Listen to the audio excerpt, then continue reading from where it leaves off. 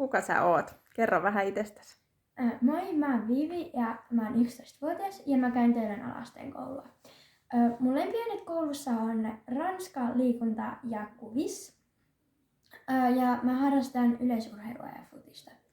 Minkälainen tyyppi sä oot? Mitä sun kaverit sanoo susta?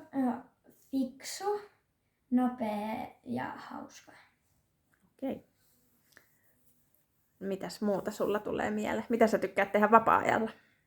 Olla kavereiden kanssa ja mulla on treenejä aika paljon. Ja sitten kans piirtäminen ja maalaaminen on kivaa. Mitkä asiat on sulle tärkeitä? Kaverit ja perhe tietysti. Ja joo. No, minkä takia sä haet tähän Luokan edessä -ohjelmaan?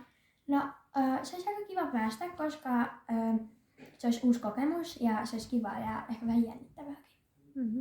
No sit siellä on näitä presidenttiehdokkaita, niin mitä sä haluaisit heiltä kysyä?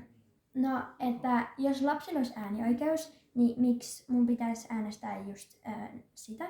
Ja että jos ne tulee presidentiksi, niin mitä ne haluaa niinku muuttaa? Okei.